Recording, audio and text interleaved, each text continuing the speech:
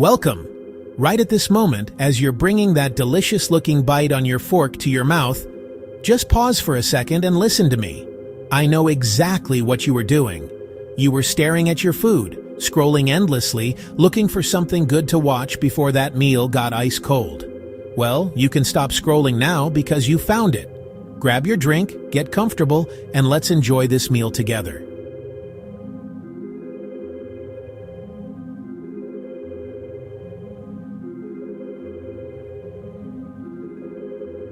Today, we are completely ditching those exhausting tour groups. You know the ones I'm talking about.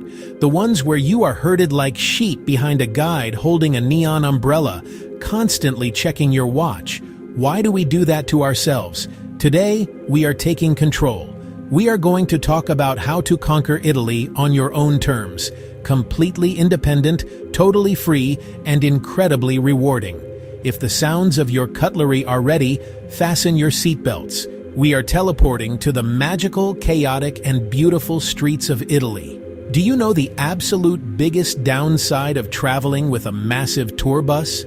It's that dreaded phrase, "Come on guys, we have exactly 15 minutes here. Take your pictures, use the restroom, and we are heading back to the bus."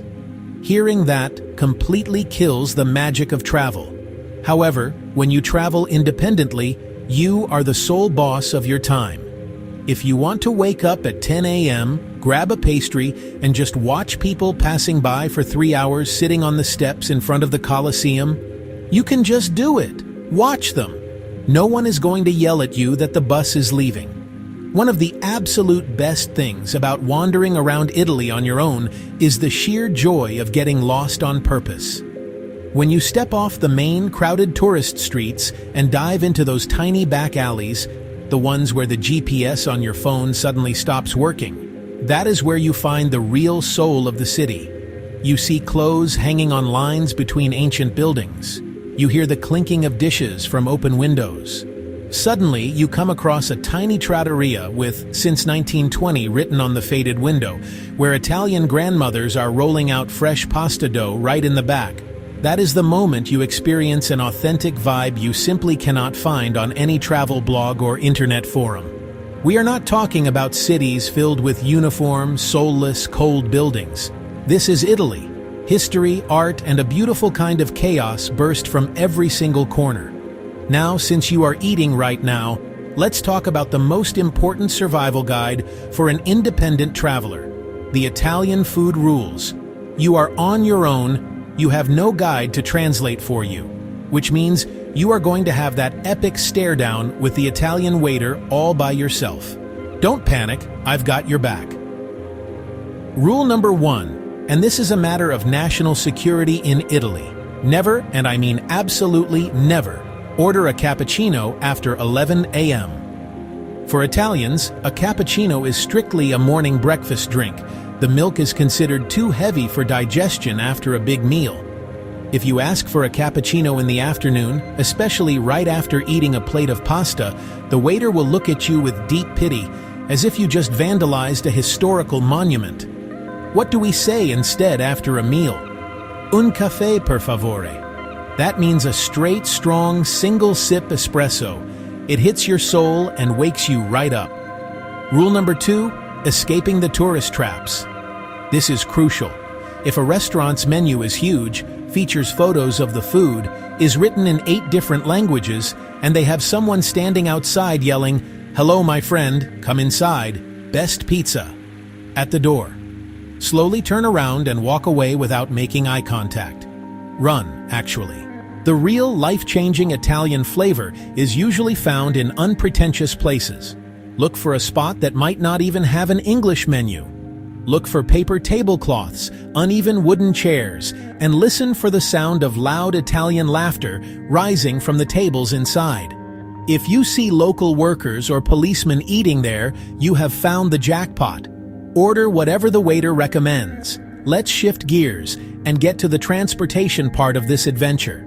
You changed countries. You don't have a giant tour bus waiting for you in a parking lot, so how are you going to get from Rome to Florence, or Florence to Venice?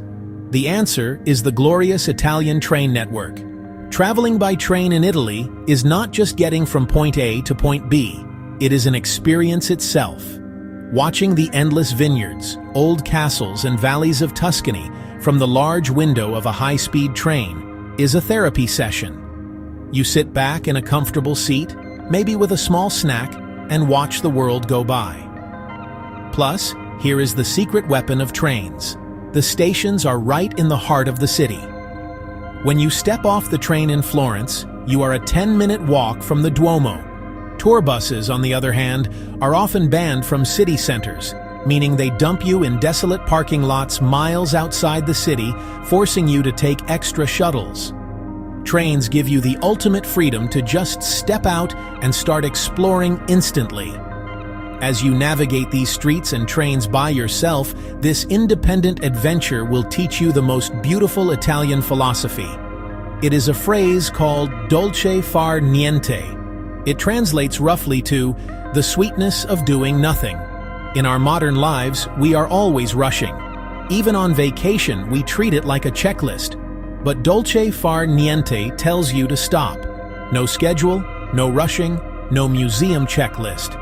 Just buying a scoop of pistachio gelato, sitting on a stone bench in Piazza Navona, and simply experiencing the surroundings. Watching the locals walk their dogs, listening to the water splash in the ancient fountains, feeling the warm evening breeze, and just existing in that exact moment. That feeling of pure, unhurried peace is exactly the one thing that expensive tour companies can never, ever sell you. Yes, I know. Planning a trip completely on your own, booking your own hotels, navigating the train schedules, and figuring out the maps might seem a bit daunting at first. It takes a little courage. But let me tell you, the moment you get off that plane, take a deep breath of that Mediterranean air and say to yourself, I managed all of this, and now these magnificent streets are entirely mine to explore. It is worth every single second of effort. Next time, maybe you'll find yourself packing your own suitcase for an independent adventure. But until that day comes, no matter where we travel in the world, we will continue to meet right here at your dining table. I guess you are nearing the end of your meal too. I truly hope you enjoyed having me accompany your plate today, and I hope your food was as delicious as this journey. Don't forget to like the video, leave a comment about where we should travel next, and tap that subscribe button to keep your seat at the table. Goodbye for now. Your meal buddy is signing off.